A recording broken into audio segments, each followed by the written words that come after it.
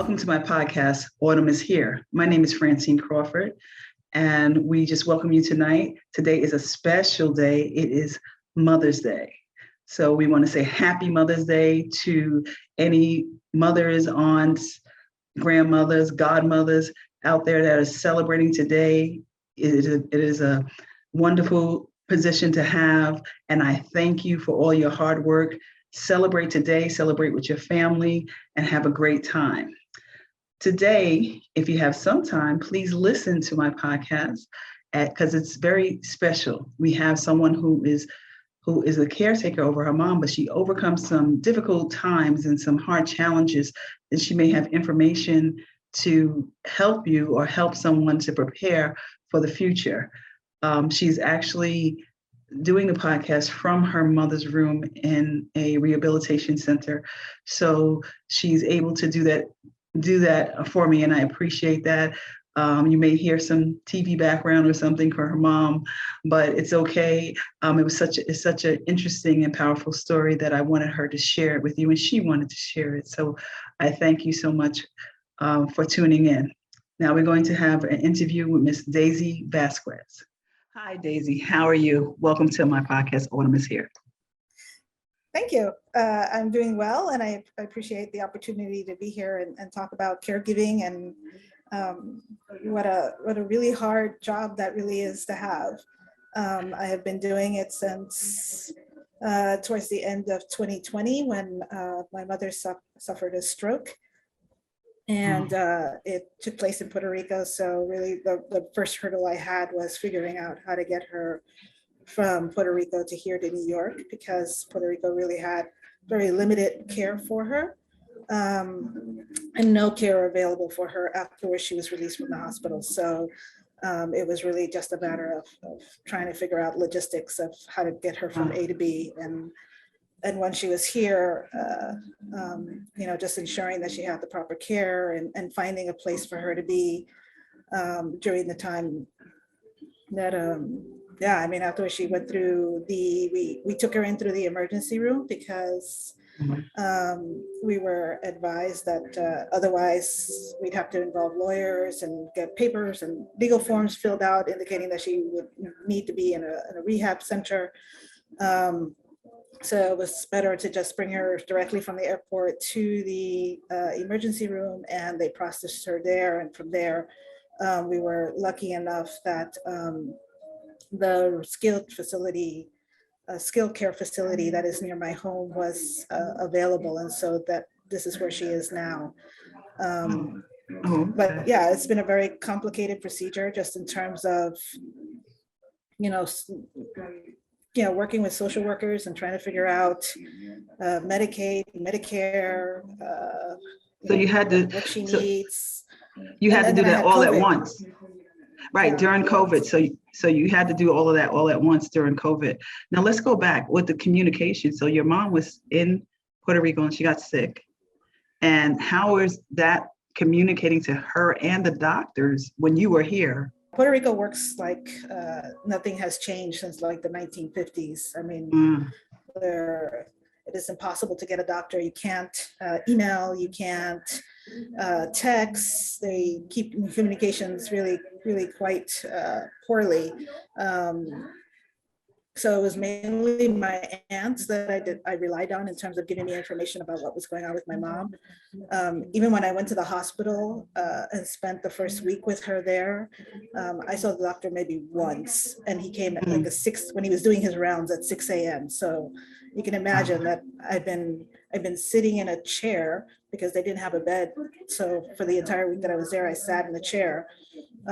He comes at 6 a.m. and I'm like, I can't even begin to process all the questions that I have for him. So didn't see any social workers while I was there.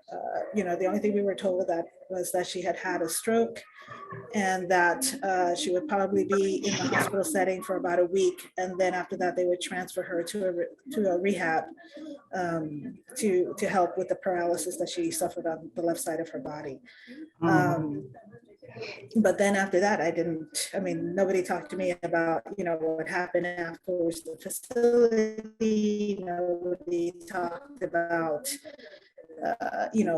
if any, yeah, any, what would happen after that. And so it So, just, it was difficult to have conversations because it's primarily in Spanish, and my Spanish is good, but not great to really understand all the medical phrases and jargons that were used, or to really fully comprehend how the insurance and everything else was going to play a role in my mom only getting 2 weeks of rehab and then being sent home. you wish you understood how Puerto Rico worked as far as how they can help you in this situation. So you had no idea.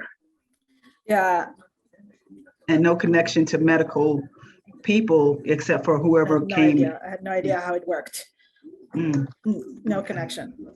Wow. Right. Wow. Right. And so there was, yeah, I didn't understand it. I didn't understand when they said yeah, I guess I had, it was a matter of probably of me being knowing that my mom's insurance plan, right, and really understanding it well enough to know what it covered and didn't cover. I know that here in the States, I think our insurance is a lot better, and yeah, I don't think I ever would have had to worry about that, or at least it would have been explained to me in English, and I would have been able to sort of, I guess, properly plan for it. But yeah, I had no idea. Wow. And did they help you with the transfer when you were ready to take your mom? You decided that you're going to try to get her to the United States. Did you get some help with the transfer there?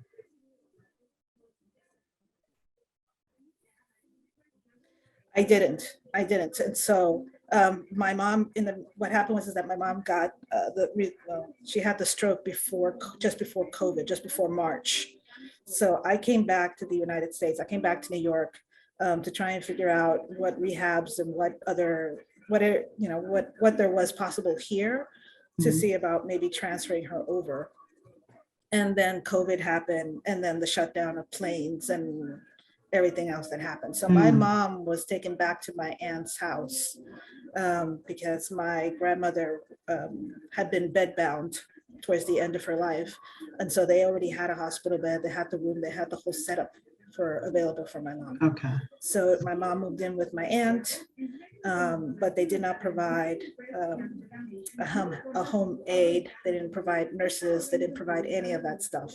So my aunt, who was only a few years younger than my mom, who was, in her early, I would say early 70s, was primarily the caretaker for my mother during the period of COVID until it became safe enough for me to be able to go down to Puerto Rico to get my mom. And at that point, it took me about a week to find car service, because there's very little, I've discovered, available for folks who have disabilities. All the cars or the accessoride type vehicles that they have in Puerto Rico are only for taking individuals to the hospital for medical appointments. They are not for taking them to the airport. So wow. In the end, what I got was a tour van that had a section, was fitted for including folks with wheelchairs. I got this big van, and basically that's what I did. And then I just called Delta and just told them, I'm going to be traveling with a wheelchair passenger. I will not be able to lift her to put her into the seat. But Delta was great. I mean, they transferred her over to a lighter wheelchair, and then transferred her from the chair, or the other chair, to the seat. And then again, when we got to New York, and the great thing about New York is that there are taxis that have accessible rides. So once we got to the airport, it wasn't a problem. We just found a cab that had the ability to put my mom with the wheelchair on ramp, the handicap ramp. Yep, and that was that. But yeah, Puerto Rico was a nightmare. Wow. See, you never know. You sometimes we think everywhere is as accessible as what we have here, and that's why it's best for us to kind of try to figure out how much we have to learn ahead of time, just in case something happens, and what's in place or what help you have either on this side or on that side. So it's tough. It's tough when you're not there with your parent and you're so far away. You were so far away. So yeah. So I'm sure that took an emotional toll on you. you know? Absolutely. I mean, I think I'm still a wreck. There are so many things I think I learned during the process, just in what conversations to sort of have with, in the future with my children regarding, what type of healthcare I want, whether I want to be resuscitated, whether, where are all my banking, what are all my passwords? I mean, closing my mom out in Puerto Rico, going to her bank to explain the situation and get added on as a person with on the bank so that I could Right. manage her funds, to alert Medicaid and Social Security that she was moving to New York. I mean, they refused to acknowledge me because they said I didn't live in Puerto Rico and I was going to steal my mom's money. So I had to get legal paperwork. They were concerned that you were going to take your mother's money because you didn't live in Puerto Rico, and that you had to actually go get legal help and pay extra to get all the things you needed. It was terrible to have to go to Social Security and Medicaid and the bank and still have met with so much resistance and no one willing to help and nobody wanting to do what needed to get done during the really limited time frame that I had, right? Because I was trying to manage getting my mom back to New York and trying to take care of all her finances all at the same time. Oh, okay. So did you know anything about Medicaid, Social Security, stuff like that? What was accessible or benefits before this? You didn't know? No. I only knew that I would get Social Security when I got to that age. He was just worried about you. I didn't know how much my mom had. I didn't know where she was. Yeah, I didn't know how much she was getting, or how much, what was being spent. They asked me for a list of all her medications. I'm like, you're speaking to so many points that I'm talking about, that I'm the reason why I'm doing this. Your parent is independent. They're on their own. You assume they have everything together. You're not thinking that they're going to get ill or get sick or anything like that. And then they take care of their business. They're living okay to you, and you're doing your own thing. You're here. You got your family. You got your husband. You got your children. You're here. You're doing, you're doing fine. And then something like this happens, and you cannot access the basic things for her. You don't know her medicines. That's interesting how you had to go. You had a receipt or something that listed what she had, which is good to do, but it's like in a panic. What do you think about? How do you do this? So it's very interesting, and that, like, you don't know where this is going to happen, and then their system is broken. It's not together. Nobody is really there to assist you. Social work. You didn't even see a social worker there. I saw one social worker, not at the hospital, but where? at the the social services office. My aunt took me there.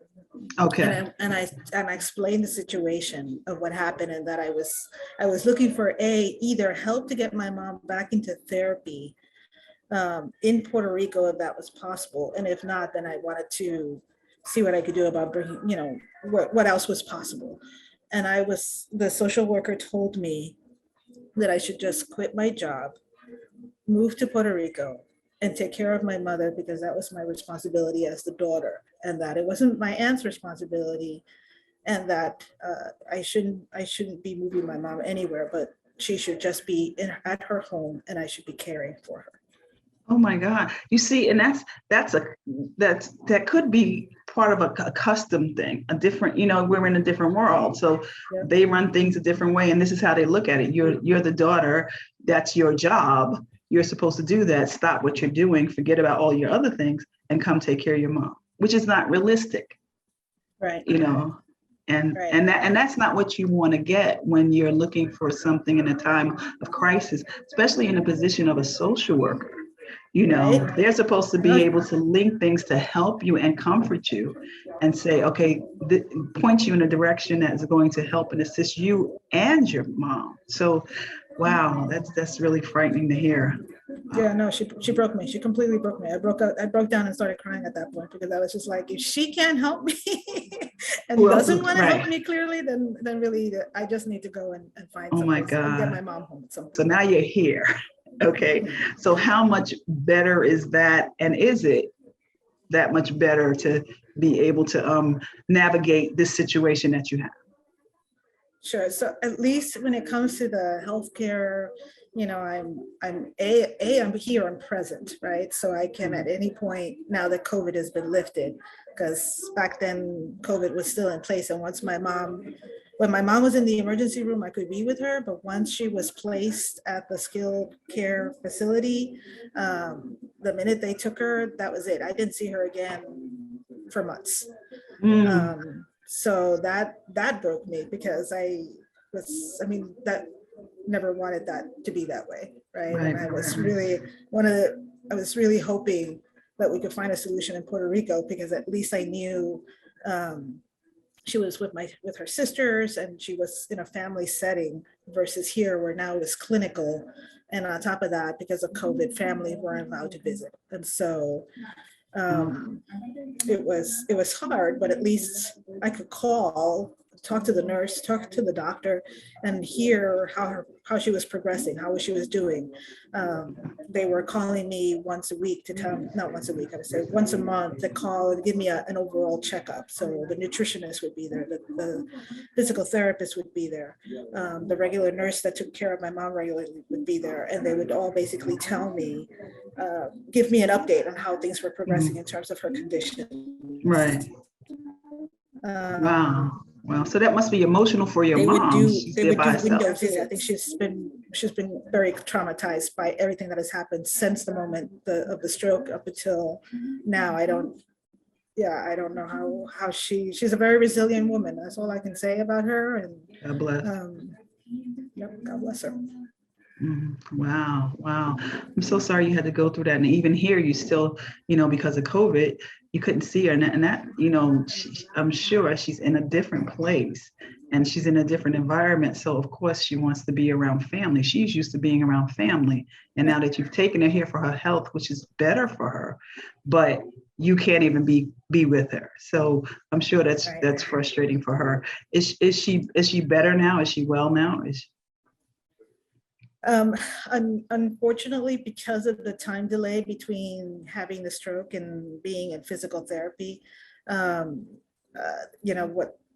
she still has not regained use of her left side, even though there was hope that she could when she initially had the stroke. So I think that's probably been the downside of everything, is that, yes, it's great that she's here with us, but the downside is that because of COVID and because of the way this hospital system worked in Puerto Rico, it just, the delay in getting her the therapy that she needed really cost her. Okay. So now she is in a facility. She is. And you can visit her. I can visit her. So long as I take a COVID test before coming upstairs. But yeah, visitation is back to pretty much, I wouldn't say normal, because you still have to take your COVID test, but at least I can come and visit her whenever I want. I don't have to make an appointment. I'm not looking at her from a window, unable to touch her.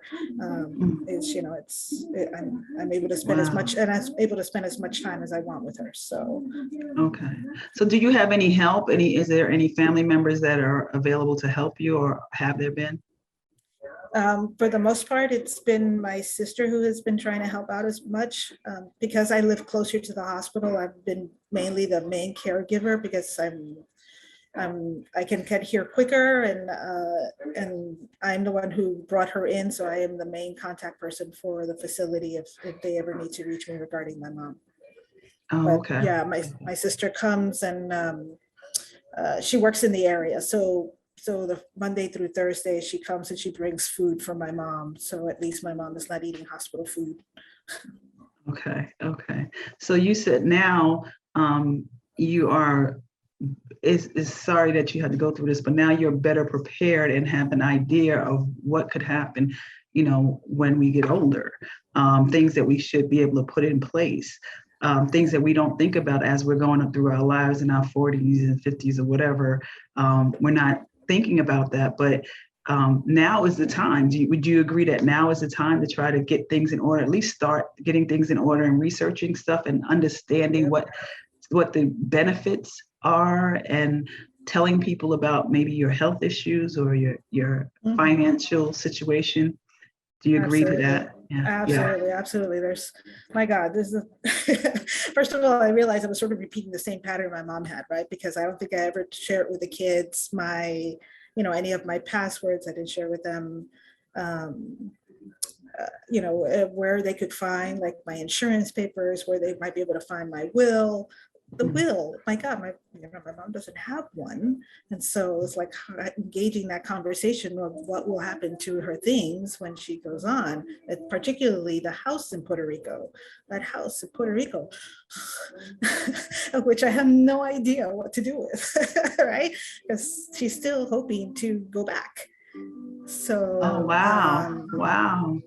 yeah, so yeah, just being very proactive in terms of ensuring that if anything happens to me, my kids know exactly what I would like to happen in terms of, if it's a life or death situation, informing them where, where and who the the life insurance and health insurance and everything else. But then also for myself, as I get older, I just start thinking about, okay, so you know, when I at that point where I have to think about Social Security and everything else, how will I ensure that I have pieces in place, or if I decide to do a retirement home? I mean, it's just Wow. been a game changer in terms of recognizing that. Hiding these papers in a box somewhere and not telling anybody where that is located in case of emergency, or they're understanding how I'm imagining growing older and what my life will look like, and if I'm ill, what I would like to see happen. Yeah, I mean, those are conversations to have as early as it's possible.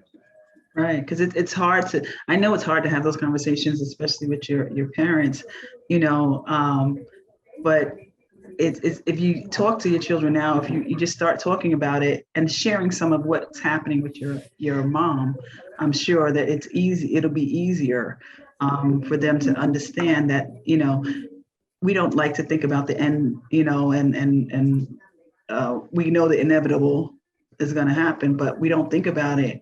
And there's a chance that, we may not be well the whole time. So this is nice to be able to sit down and talk to your children to let them know that, you don't want them in a panic like you were in. You don't want them to be like, not aware of different things that they can have and things that are available to them. Even if they don't need it now, they may not need it for a long time, but it's okay. Uh, so this is very interesting. Did you ever think about, or did you ever get, and you don't have to answer this, it doesn't have to be answered if you don't want to, but did you ever think about, or did you ever get any kind of therapy for the way you feel? Because I've been in this situation before, and that's why I ask. I ask because I've been in a situation before, and I don't think I was right until all the way through, and never thought about that. Never thought about that until when my mom passed. And when she passed, she was in a hospice, and they offered a year of grief therapy. And I was like, I never took therapy for it. I'm sure this was so heavy. I was like, I'm sure I need it, So I did it, and it was really good. It was very helpful to me and whatever.